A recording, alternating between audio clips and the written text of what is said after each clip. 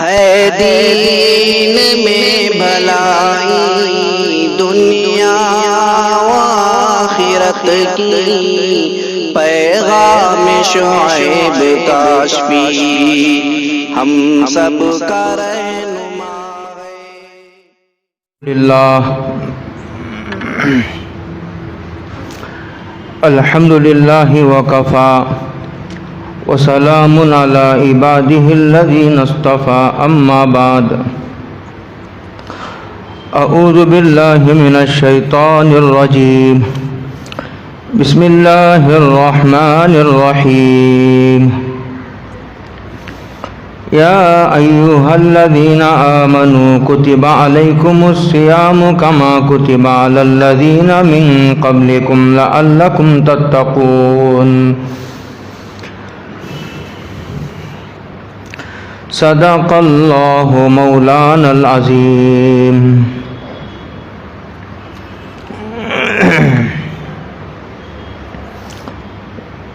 قابل قدر بزرگوں، دوستوں، بھائیوں،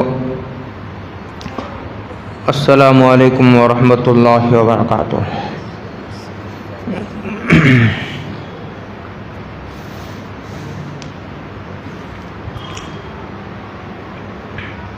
آج شعبان المعظم کی 28ویں تاریخ ہے۔ کل بروز ہفتہ تراویح کے امکانات ہیں۔ اگر کل چاند نظر نہ آیا تو اتوار کے دن چاند دیکھنے کی بھی ضرورت نہیں ہے۔ شعبان کی 30 تاریخ مکمل ہو جائیں گی تو تراویح شروع ہو جائے گی۔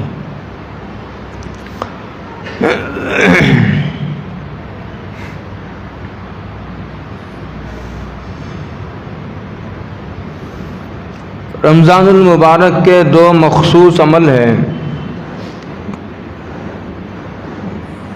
ایک کا ذکر قرآن مجید میں ہے اور دوسرے کا ذکر احادیث شریفہ میں موجود ہے۔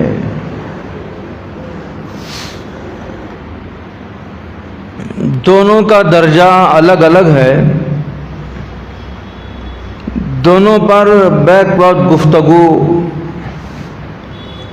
کے لیے وقت بھی درکار ہے اور دونوں کو ایک ساتھ دونوں کی تفصیلات کو جوڑنا اس مختصر وقت میں مشکل بھی ہے۔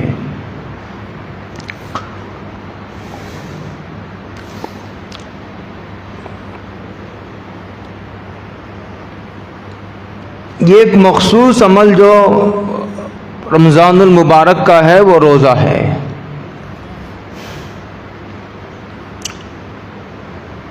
دوسرا تراویح ہے جو سال میں ایک مرتبہ صرف رمضان المبارک میں پڑھی جاتی ہے۔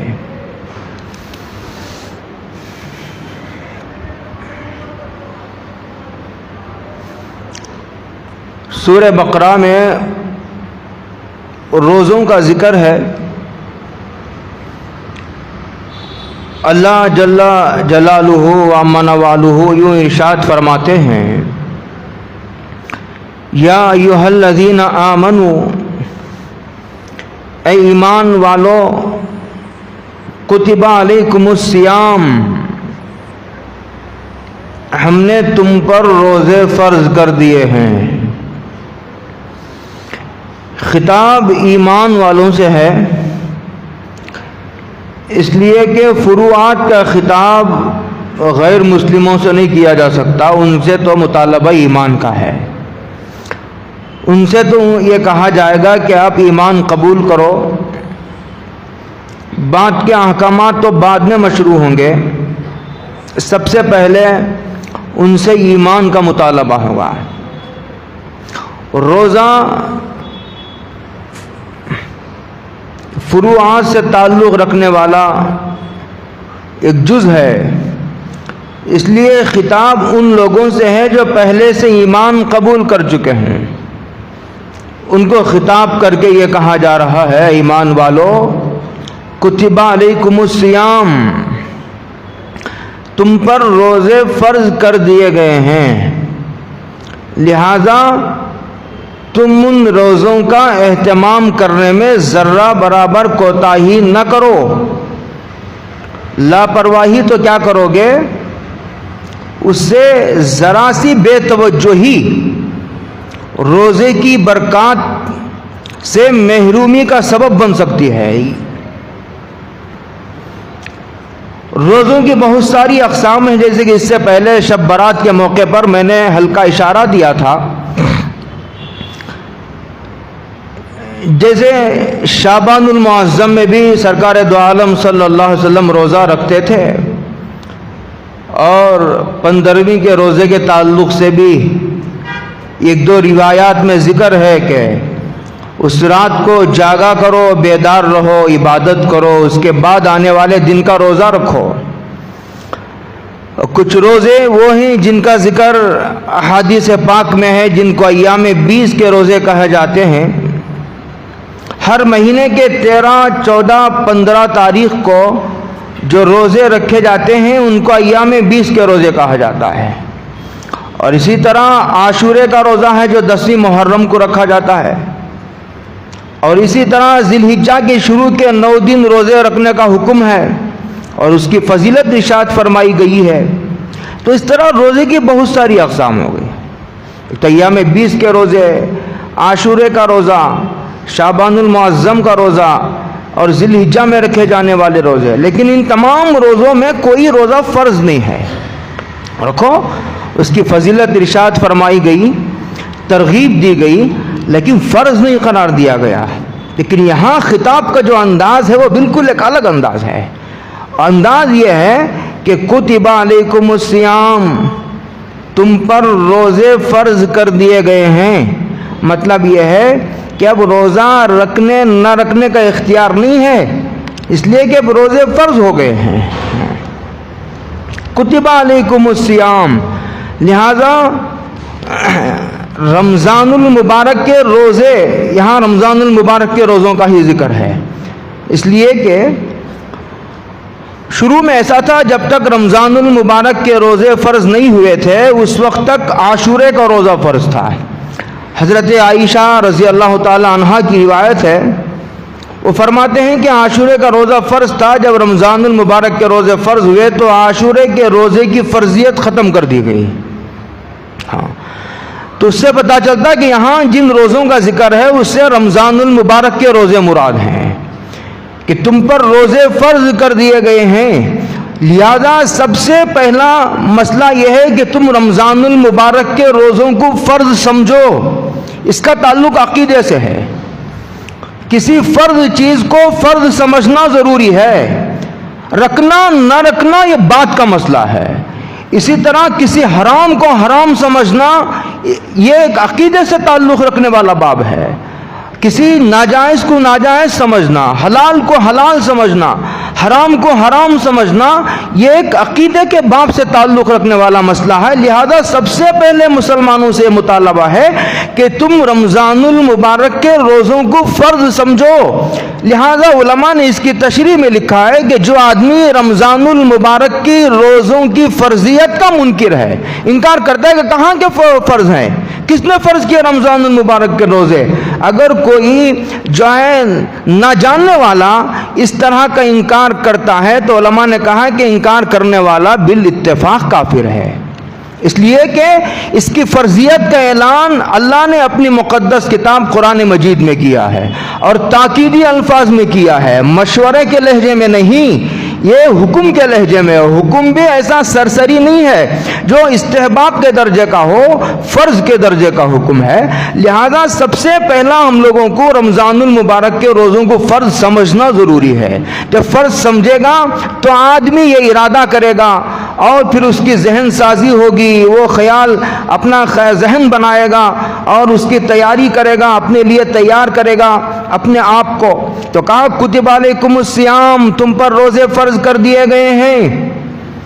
اور قرآن کریم کا انداز یہ بتاتا ہے کہ تم پر فرض کر دیے گئے ہیں. اگر یہ دیکھو سمجھنے کے لیے اس لہجے کو، لب و لہجے کو سمجھنے کے لیے آپ ذرا غور کرو تو کتنی اللہ تعالیٰ کی شفقت و مہربانی ٹپکتی ہے کہ اگر یہ کہہ دیا جاتا یہ چیز سامنے والے کے لیے ضروری ہے، ڈاکٹر کو یہ معلوم ہے کہ سامنے والا بیمار ہے اور اس بیماری کی یہ دوا ہے، ڈاکٹر کو سمجھ میں آ گیا کہ بیماری کیا ہے اور بیماری کی دوا کیا ہے، یہ دونوں باتیں ڈاکٹر کو سمجھ میں آ گئی۔ لیکن اگر ڈاکٹر یہ کہے مریض کو بھائی تم یہ دوائی کھانا چاہے تو کھا سکتے ہو، نہ کھائے تو بھی کام چلے گا، اگر یہ ڈاکٹر کہہ دے گا تو سامنے والا یقیناً نہیں کھائے گا، اور نہیں کھائے گا تو یقیناً اسے نقصان پہنچے گا، تو سامنے والے کو نقصان پہنچے گا۔ اسی لیے اللہ رب العزت والجلال نے، جیسے آپ دیکھے ہوں گے چھوٹے بچے کو، چھوٹا بچہ کبھی دوائی پینے کے لیے روتا ہے، چیختا ہے، چلاتا ہے، واویلا مچاتا ہے، دوائی نہیں پیتا چھوٹا بچہ، تو ماں کیا کرتی ہے، ماں جو ہے اس کے ہاتھ پیر پکڑ کر کے، ایک آدمی ہاتھ پیر پکڑتا ہے تو ماں اس کو زبردستی دوائی پلاتی ہے، ہاں، اس لیے کہ ماں کو معلوم، ماں کو نفع نقصان کا شعور ہے، بچے کو نفع نقصان کا شعور نہیں ہے، اس لیے وہ دوائی سے اس کی طبیعت تباہ کرتی ہے، دوائی پینے وہ جلدی تیار نہیں ہوتا۔ تو یہاں بندوں کو یہ اختیار نہیں دیا گیا، کہا کہ تم کو یہ روزے رکھنے ہی پڑیں گے، اس لیے کہ تمہاری بیماری کا علاج اسی میں ہے، اور ہم کو تمہاری بیماری کا بھی اندازہ ہے، اور تمہارے علاج کا اندازہ تم کو پیدا کرنے والے سے زیادہ کون اندازہ لگا سکتا ہے، لہذا تم کو یہ رمضان المبارک کے روزے رکھنے ہی پڑیں گے۔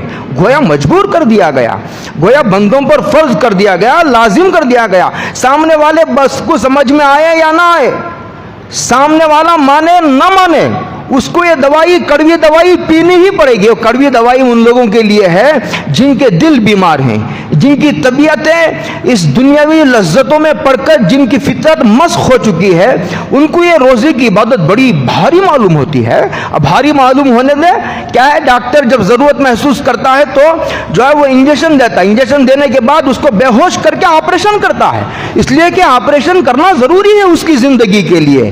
تو گویا اللہ تعالیٰ کی یہ مہربانی ہے کہ بندوں کو اگر اختیار دے دیا جاتا کہ رمضان المبارک کے چاہے تو روزے رکھو چاہے تو نہ رکھو، تو میں سمجھتا ہوں کہ انسانیت کا ایک بہت بڑا طبقہ ایسا ہوتا جو روزے نہ رکھتا، جیسے شب برات کا روزہ 50% مسلمان نہیں رکھتے، جیسے عاشورے کا روزہ 50% مسلمان نہیں رکھتے اور روزے کا ماحول بھی نہیں بناتے، اسی طرح ذی الحجہ کے جو ہے وہ شروع کے 9 دن کے روزے امت کے بہت کم لوگ رکھتے ہیں، اور اسی طرح اختیار دیا گیا مہینے کے 3 روزے رکھنا چاہے تو رکھو، اس میں فضیلت ہے، نہ رکھو تو کوئی حرج نہیں، گناہ کی بات نہیں۔ تو اب دیکھتے ہیں کہ 90% مسلمانوں کی آبادی ایسی ہے جو مہینے کے 3 روزے رکھنے کا زیادہ اہتمام نہیں کرتی، اہتمام اس لیے نہیں کرتی کہ قانوناً ان پر فرض نہیں کیا گیا، ان پر لازم نہیں کیا گیا، لیکن یہاں یہ ضرورت سمجھی گئی۔ ضرورت کہتے ہیں اس کو کہ جس کے بغیر آدمی کا کام نہ چل سکے، جیسے ہوا کے بغیر آدمی کا کام نہیں چلتا، جیسے آدمی کا کھانے کے بغیر کام نہیں چلتا، جیسے آدمی کا پانی پیے بغیر آدمی کا کام نہیں چلتا۔ آدمی اگر 1-2 دن نہیں سوتا تو آدمی بیمار ہو جاتا ہے، اس کا چہرہ فک ہو جاتا ہے، اس کا چہرہ کالا ہو جاتا ہے، چہرہ مر جاتا ہے۔ نیند کے بغیر ایک انسان کا کام نہیں چلتا، اسی لیے گویا اللہ رب العزت والجلال نے یہ اعلان فرمایا اور ان الفاظ میں یہ اشارہ دیا کہ تمہاری روحانی زندگی کے لیے، تمہاری روح کے زندہ رہنے کے لیے سال میں 1 مرتبہ 1 مہینے کے روزے رکھنا تم پر ضروری ہے۔ تمہارے سمجھ میں آئے تو بھی ضروری ہے، سمجھ میں نہ آئے تو بھی ضروری ہے۔ ایک آدمی نہیں سمجھ میں آتی ایک آدمی کو بات، لیکن پھر بھی ڈاکٹر کہتا ہے کہ تم کو یہ دوائی کھانی پڑے گی، پھر بھی وہ دوائی اثر کرتی ہے۔ سمجھ میں نہ آئے تو نہ آنے کے باوجود آدمی کھاتا ہے تو دوائی اثر کرتی ہے۔ اور اسی طرح ایک آدمی نہیں مانتا، اس کے باوجود زبردستی اسے انجیکشن دیا جاتا ہے تو آدمی کو انجیکشن اثر کرتا ہے۔ اسی طرح جو ہے قرآن کریم نے کہا ایمان والو کتب علیکم الصیام، تم پر روزے فرض کر دیے گئے ہیں۔ یہ جو الصیام ہے یہ نہیں کہا گیا کتب علیکم صیام، نہیں کہا گیا، قرآن نے کہا کتب علیکم الصیام۔ یہ سمجھتے ہیں لوگ کہ قرآن کریم نے سیام، یہ سیام صاد یا الف میم ہے، اور بعض جگہ صاد و میم بھی آتا ہے۔ صومن کے معنی آتے ہیں عربی زبان میں رک جانے کے، چاہے آپ کھانے سے رک جائے، پینے سے رک جائے یا بات چیت کرنے سے رک جائے، یہ عربی زبان میں اس کے معنی مطلق رک جانے کے آتے ہیں، لیکن شریعت کی اور شرع کی زبان میں صومن، صاد و میم، صومن کہتے ہیں 3 چیزوں سے رک جانے کو۔ صوم روزہ کہتے ہیں ایک کھانے سے رک جانا، ایک پینے سے رک جانا، اور اسی طرح چاہے وہ چیز دوائی کے طور پر کھائی جاتی ہو یا دوائی کے طور پر پی جاتی ہو، یا نہیں تو جو ہے وہ غذا کے طور پر کھائی اور پی جاتی ہو، کوئی بھی چیز ہو، آدمی جو ہے اسے نہ کھا سکتا ہے نہ پی سکتا ہے۔ صبح صادق سے لے کر غروب آفتاب تک، سورج کے غروب ہونے تک آدمی نہ کھا سکتا ہے نہ پی سکتا ہے، اور اسی طرح بیوی سے ملاقات بھی نہیں کر سکتا۔ یہ تین چیزیں اس کے لیے حرام کر دی گئی۔ یہ تینوں کے تینوں چیزیں جائز تھی، جائز چیزوں کو حرام کر دیا گیا تھوڑی مدت کے لیے، تھوڑے وقفے کے لیے، تاکہ آدمی کے اندر رکنے اور ضبط کرنے اور صبر کرنے کہ آدمی کے اندر ایک مادہ پیدا ہو، اس کے اندر ایک قوت پیدا ہو، اس کے اندر ایک مزاج پیدا ہو۔ جو حلال چیزوں سے رکنے کا مزاج پیدا ہو جائے گا اللہ کے حکم کی وجہ سے، تو حرام چیزوں سے آدمی بدرجہ اولا بچے گا۔ تو قرآن کریم نے کہا ایمان والو کتب علیکم الصیام، تم پر روزے فرض کر دیے گئے ہیں۔ الصیام سے مراد رمضان المبارک کے روزے ہیں، دوسرے روزے نہیں۔ اسی رمضان المبارک کے روزوں کا مفہوم ادا کرنے کے لیے یہاں الف لام داخل کیا گیا کہ عام روزے مراد نہیں، عاشورے کا روزہ مراد نہیں، یہاں روزے سے مراد ذی الحجہ کے روزے مراد نہیں، یہاں روزے سے مراد شعبان کے روزے مراد نہیں، یہاں رمضان کے روزے ہی مراد ہیں۔ اس مفہوم کو ادا کرنے کے لیے الف لام داخل کیا گیا۔ اے ایمان والو تم پر رمضان المبارک کے روزے فرض کر دیے گئے ہیں۔ کتب علیکم الصیام کما کتب علی الذین من قبلکم، اور فرمایا گیا کہ یہ روزے صرف تم پر ہی کوئی نئے سے فرض نہیں کیے گئے، پہلی امتوں پر بھی یہ روزے فرض رہے۔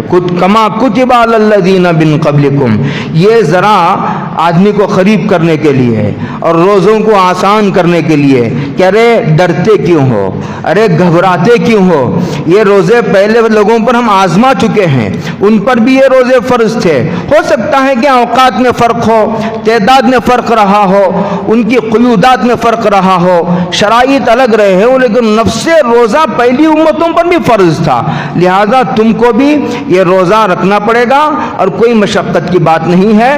ہم اسے پہلی امتوں پر آزما چکے ہیں اور اس کے فوائد اور اس کے برکات کا ہم جو ہے خوب مشاہدہ کر چکے ہیں، لہذا تم کو رکھنا پڑے گا یہ آسان بنا کر کے پیش کرنے کے لیے۔ ارے گھبراتا کیوں ہے، فلاں آدمی پر ہم اسے آزما چکے ہیں، ارے اس علاج کو فلاں آدمی پر ہم آزما چکے ہیں، اس طرح کہہ کر سامنے والے کا ذہن بنایا جا رہا ہے، ذہن سازی کی جا رہی ہے، اور اسے روزے کو آسان سے آسان بنا کر پیش کیا جا رہا ہے۔ کما کتب علی الذین من قبلکم، آگے فرماتے روزہ فرض کیوں کیا گیا؟ کیا اللہ کے پاس جو راشن تھا وہ ایک مہینے کے لیے ختم ہو جاتا ہے، اس کا اسٹاک ختم ہو گیا؟ کیا اللہ تم کو بھوکا رکھوانا چاہتا ہے؟ نہیں، فرمایا اس کا فائدہ تمہارے ہی لیے ہے، لعلکم تتقون، تاکہ تمہارے اندر تقوی کی ایک بات پیدا ہو، تقوی کی اسپرٹ پیدا ہو، اور تقوی کا ایک مزاج پیدا ہو، بچنے کا، گناہوں سے بچنے کا تمہارے اندر ایک مزاج پیدا ہو، حلال چیزوں سے روک کر اور ایک مہینہ روزہ رکھوا کر جو ہے اللہ یہ چاہتے ہیں کہ سال بھر تم جو ہے اب یہ رمضان المبارک میں تو تم کھانے پینے سے اور بیوی سے ملاقات سے رکے رہتے ہو، یہ ایک مہینے کا روزہ رکھوا کر سارا سال روزہ دار بنانا چاہتے ہیں۔ سارا سال روزہ دار کیا بنانا ہے کہ آدمی جب حلال سے ہی بچ گیا تو اب حرام سے کیوں نہیں بچے گا؟ حرام آدمی کانوں کے گناہوں سے بچ جائے اور آدمی آنکھوں کے گناہوں سے بچ جائے، سارا سال آدمی روزہ دار رہے تاکہ آدمی جہنم سے بچ سکے۔ جب جہنم میں جانے والے اسباب سے بچے گا تو بلا شبہ جہنم سے ضرور بچے گا۔ لعلکم تتقون، تاکہ تم متقی بن جاؤ۔ آدمی روزے کے اندر ایک بات ہے اور یقیناً ہے، اگر آدمی روزے کے تمام شرائط اور روزے کے تمام جو کچھ اس کے قیودات لگائی گئی ہیں، جیسا روزہ رکھنا ہے ویسا اگر آدمی روزہ رکھ لے تو یہ لعلکم تتقون کا جو اللہ رب العزت والجلال کا وعدہ ہے، اس کی جو حکمت ہے وہ یقیناً پوری ہوگی۔ اب ایک آدمی روزہ رکھتا ہے، روزہ رکھنے کے باوجود بھی جیسا پہلے دن تھا ویسے ہی عید کے دن بھی ہے، تو اس کا مطلب یہ نہیں ہے کہ روزے میں کوئی کمی ہے، روزے میں کمی نہیں ہے، روزہ رکھنے والے نے کہیں نہ کہیں خیانت کی ہے، روزہ رکھنے والے نے کہیں نہ کہیں کوتاہی کی ہے، یا تو اس نے کان کا غلط استعمال کیا ہے، دماغ کا غلط استعمال کیا ہے، آنکھوں کا غلط استعمال کیا ہے، زبان کا غلط استعمال کی ہے، اس نے جھوٹ بولا ہے، اس نے غیبت کی ہے، اس نے چغلی کھائی ہے، اس نے اپنے ہاتھوں پیروں کا غلط استعمال کیا ہے، اس نے اپنے دل کا غلط استعمال کیا ہے، اس نے اپنی شرمگاہ کا غلط استعمال کیا ہے۔ کوئی جانے یا نہ جانے، کوئی دیکھے نہ دیکھے، گناہ کرنے والا خود جانتا ہے کہ اس سے یہ گناہ سرزد ہو رہے ہیں، تو روزے کے جو برکات تھے، جس پر تقوی کا وعدہ تھا، وہ وعدہ نہیں پورا ہوتا، وہ وعدہ اس وقت پورا ہوگا جب آدمی روزہ رکھے گا۔ لیکن ایک آدمی لنگڑا لولا روزہ رکھتا ہے، اگر آدمی کو کہا جائے بھائی جاؤ جا کر ایک انسان کو بلا کر لاؤ، تو جا کر کے کیا کہو گے آپ؟ جا کر آپ کیا کرو گے؟ اگر کوئی آدمی آپ کو یہ حکم دے، آپ کا آقا آپ کو اگر یہ حکم دے، آپ کی کمپنی کا مالک اگر آپ کو یہ حکم دے جاؤ بھائی ایک نوکر کو بلا کر لاؤ، ایک نوکر کی ہمیں ضرورت ہے، تو کیا کرو گے؟ جا کر تم اچھے سے اچھا نوکر، خوبصورت، صحت مند، اٹھا کھٹا ایک نوکر کو تلاش کر کے لاؤ گے۔ ایسا تو نہیں تلاش کرو گے نا جس کی آنکھ بھی نہیں، کان بھی نہیں، اور جس کو نظر بھی نہیں آتا، جو بول بھی نہیں سکتا، جس کے ہاتھ بھی نہیں، اپائج ہے، پیر بھی نہیں، معذور ہے، ایسا تو نہیں لاؤ گے۔ تو قرآن کریم نے کہا اگر روزہ بشرطے کہ جسے ہم روزہ کہتے ہیں ایسا روزہ رکھو گے، گناہوں سے بچنے والا روزہ، ایک تو ہے کھانے سے رک جانا، ایک ہے پینے سے رک جانا، اور ایک ہے بیوی سے ملاقات سے رک جانا، یہ قانوناً اعلان ہے، یہ روزے ذمہ سے اترنے کے لیے ضروری ہے، لیکن روزے کی برکتیں حاصل ہونے کے لیے اس کے علاوہ بھی کچھ اور چیزوں کی ضرورت ہے کہ آدمی حرام سے بچے، حلال سے آدمی سحری کرے، حلال سے آدمی افطاری کرے، اور آدمی اپنے تمام اعضاء و جوارح کے گناہ سے بچ کر اگر روزہ رکھے تو وہ وعدہ پورا ہوگا جو اللہ کہتے ہیں لعلکم تتقون، کہ تم یقیناً متقی پرہیزگار بن جاؤ گے، بشرطے کہ تم روزہ رکھو، جاندار شاندار طاقتور روزہ رکھو گے تو انشاءاللہ تمہارے اندر وہ ایک بات پیدا ہوگی، وہ ایک ملکہ پیدا ہو جائے گا، لعلکم تتقون۔ اور جب تم متقی بن جاؤ گے تو تم اللہ کے محبوب بن جاؤ گے، اور اللہ کے محبوب بن جانے کے بعد اللہ کی طرف سے کیا کیا انعامات کی بارش ہوگی وہ تو ایک مستقل موضوع میں پھر کبھی عرض کروں گا، لیکن تم روزہ رکھنے کی وجہ سے تم متقی بن جاؤ گے اور معاشرے کی ایک نیک فرد بن جاؤ گے، اور روزہ رکھنے کے بعد جب تم متقی بن جاؤ گے تو تم بیوی کے بھی حقوق ادا کرو گے، اور تم شوہر اور جو ہے ماں باپ کے بھی حقوق ادا کرو گے، بھائی بہنوں کے بھی حقوق ادا کرو گے، تم پڑوسیوں کے بھی حقوق ادا کرو گے، تم پوری انسانیت سے تعلق رکھنے والے جو حقوق ہیں ان کو حقوق کو ادا کرنے والے بنو گے، ایک سوسائٹی کے اچھے نیک سمجھدار شریف انسان تم بن جاؤ گے۔ یہ روزے کا فائدہ ہے۔ لعلکم تتقون۔ آگے فرمایا ایام معدودات، ایام معدودات، سال بھر روزہ رکھنا نہیں ہے، سال بھر روزہ رکھنے والوں نے سال بھر روزے کا بھی اہتمام کیا ہے۔ حضرت محبوب الہی نظام الدین اولیاء کے بارے میں آتا ہے کہ وہ سال بھر روزہ رکھتے تھے، اور بھی بزرگوں کے بارے میں آیا، عبد القادر جیلانی رحمۃ اللہ علیہ کے بارے میں کتابوں میں لکھا ہے کہ سال کا اکثر حصہ روزہ رکھا رکھتے تھے، اور حضرت جنید بغدادی، مولانا روم وغیرہ کے بارے میں کتابوں میں لکھا ہے کہ وہ سال کا اکثر حصہ روزہ رکھا کرتے تھے، اس لیے کہ بھوکا رہنے کے جو فائدے ہیں اور اس کے جو منافع ہیں اس کی وجہ سے روح میں جو تازگی اور جلا پیدا ہوتی ہے وہ اس سے خوب واقف ہو چکے تھے۔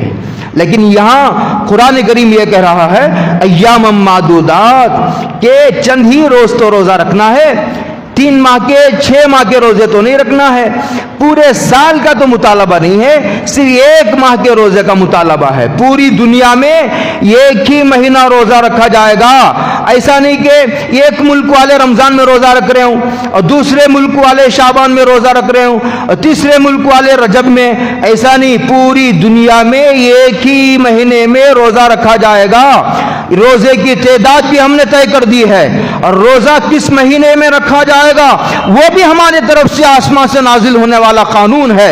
ایام معدودات، فما کتنی بھی تمہاری ضرورتیں ہو، ضرورتوں کو آگے پیچھے کیا جائے گا، اپنے مسائل کے بارے میں وہ آگے پیچھے کیا جائے گا، لیکن روزہ رکھنے کی تعداد بھی ہماری طرف سے طے ہے۔ اتنے روزے رکھے بغیر تمہاری روح کے اندر جو کثافت، کدورت، اندھیرا، ظلمتیں آ گئی ہیں سال بھر، تم کھاتے کھاتے، مادی لذتوں سے فائدہ اٹھاتے اٹھاتے تمہاری روح میں جو ظلمتیں آ گئی ہیں، اندھیرا آ گیا ہے، اس کو دور کرنے کے لیے یہ 1 مہینے کا کورس ضروری ہے۔ 15 مہینہ اگر گولیاں کھا کر تم چھوڑ دو گے تو اندھیرا دور نہیں ہوگا، اور یہ ظلمتیں رمضان کے مہینے میں رکھنے سے ہی دور ہوں گی۔ اگر شعبان کے مہینے میں رکھو گے یا رجب اور شعبان کے 2 مہینے رکھو گے، یا نہیں تو تم 3 مہینے روزے رکھو گے، تو بھی وہ ظلمتیں دور ہونے والی نہیں ہے۔ تمہیں 1 مہینہ روزہ ہی رکھنا پڑے گا، اور رمضان کے مہینے میں ہی روزہ رکھنا پڑے گا۔ اس کو کہا گیا ایام معدودات۔ کتنی قوت سے قرآن کریم کہہ رہا ہے۔ آگے فرمایا لیکن قرآن یہ شریعت کسی پر ظلم کرنے کے لیے اور کسی جس کو عذر ہے اس کو نظر انداز کر کے شریعت نازل نہیں ہوتی۔ قرآن کہتا فمن کان منکم مریضا، تمہیں ایک آدمی بیمار ہے، شریعت یہ نہیں کہتی کہ بیمار ہو تو کیا ہوا، پھر بھی تم کو روزہ رکھنا ہی پڑے گا، مرتے ہو تو مرو، دنیا سے جاتے ہو تو جاؤ، تم کو روزہ رکھنا پڑے گا۔ شریعت ایسا نہیں کہتی۔ شریعت نازل کرنے والا اندھا نہیں ہے، شریعت نازل کرنے والا ہمارا ہمدرد ہے، شریعت نازل کرنے والا ایک شفیق پروردگار ہے، اور ہم سب کا خیر خواہ ہے۔ وہ ہماری دینی، جسمانی، دنیاوی اور آخرت کی ضرورتوں سے خوب واقف ہے۔ وہ کہتا اگر تم بیمار ہو ٹھیک ہے، تمہیں روزہ چھوڑنے کی گنجائش ہے، اور اگر تم مسافر ہو تو تمہیں روزہ چھوڑنے کی اجازت ہے۔ یہ ایک آدمی 80 کلومیٹر دور کے سفر پر نکل پڑا، اب اسے پریشانی ہوگی، سحری کا انتظام ہو بھی سکتا نہیں بھی ہو سکتا، سفر میں کیا حالات پیش آ جائے، اچانک کچھ نہیں کہا جا سکتا، کچھ بھی حالات پیش آ سکتے ہیں۔ اس لیے شریعت نے اجازت دی اگر کوئی بیمار ہو، اور اتنا بیمار ہو کہ روزہ رکھنے کی وجہ سے اس کی بیماری میں شدت پیدا ہو سکتی ہو، بیماری بڑھ سکتی ہو، یا بہت دیر سے شفا ہو سکتی ہو، تو روزہ نہ رکھنے کی اجازت ہے۔ روزہ نہ رکھ کے وہ اپنا علاج جاری رکھے، جب ٹھیک ہو جائے تو پھر جو ہے روزوں کا اعادہ کرے، روزوں کی قضا کرے۔ یہی حکم مسافر کے لیے بھی ہے، اور یہی حکم مفسرین فقہاء نے استدلال کرتے ہوئے کہا یہ کوئی عورت امید سے ہے، روزہ رکھ نہیں سکتی، اس کو یا بچے کو تکلیف کا اندیشہ ہو، کوئی مسلمان ماہر ڈاکٹر نے مشورہ دیا ہو، تو علماء فرماتے ہیں کہ اس کو روزہ نہ رکھنے کی اجازت ہے، لیکن جب وہ ٹھیک ہو جائے گی تو اس کو روزے رکھنے پڑیں گے۔ اور اسی طرح ایک ماں دودھ پلاتی ہے اپنے بچے کو، تو دودھ روزہ رکھنے کی وجہ سے بعض عورتوں کو دودھ ہی نہیں آتا، یا نہیں تو روزہ رکھ کر دودھ پلانے سے بچے کو بسا اوقات تکلیف کا خطرہ ہو، اندیشہ ہو، تو اس کو بھی روزہ نہ رکھنے کی اجازت ہے، لیکن بعد میں چل کر کے وہ روزے کی قضا کرے گی۔ ان تمام تفصیلات کو گھیرتے ہوئے قرآن نے کہا فَمَنْ كَانَ مِنْكُمْ مَرِيضًا أَوْ عَلَى سَفَرٍ فَعِدَّةٌ مِّنْ أَيَّامٍ أُخَرَ۔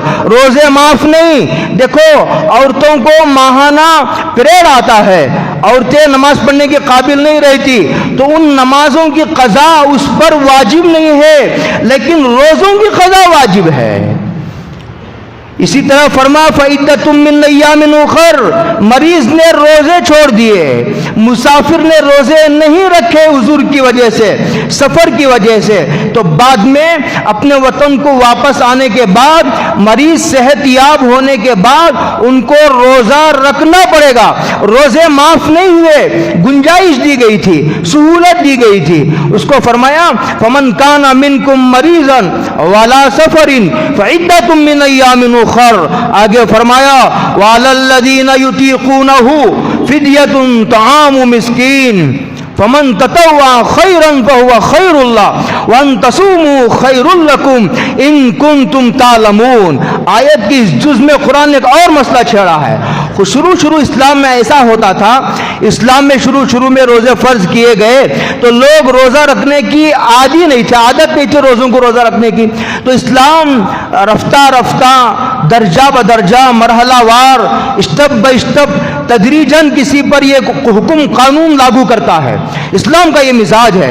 شراب حرام کرنے میں یہی حکمت کو اسلام نے پیش نظر رکھی، ملحوظ رکھی ہے. تو قرآن کریم نے کہا کہ شروع میں روزے فرض ہوئے تو لوگ روزے کے عادی نہیں تھے، کہا جو روزہ رکھ سکتے ہیں وہ رکھو، جو روزہ نہ رکھ سکتے ہوں وہ فدیہ دے دو. روزے کے بارے میں فدیہ کیا ہے؟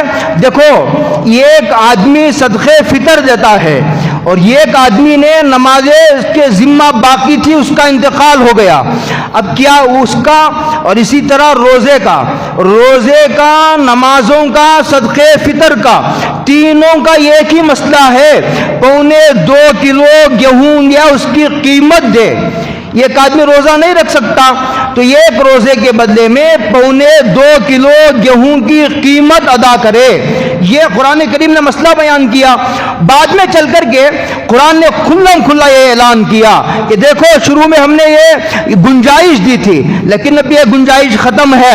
اگر کوئی بہت بوڑھا ہے، بہت بوڑھی ہو چکی ہے، اس کے ہڈیوں میں گودا باقی نہیں رہا، اب اتنا کمزور ہو گیا، لاغر ہو گیا ہے، روزہ رکھ ہی نہیں سکتا، اب اس کی جوانی واپس لوٹ کر آنے کی امید ختم ہو چکی ہے، ایسا بوڑھا یا بوڑھی ہے، تو فرمایا گیا کہ ویسے لوگ ہی روزہ چھوڑ سکتے ہیں.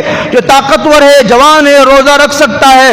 ویسا آدمی روزہ نہ رکھ کے فدیہ دینا چاہے تو فدیہ دینے کی اجازت نہیں ہے، اس کو روزہ رکھنا ہی پڑے گا.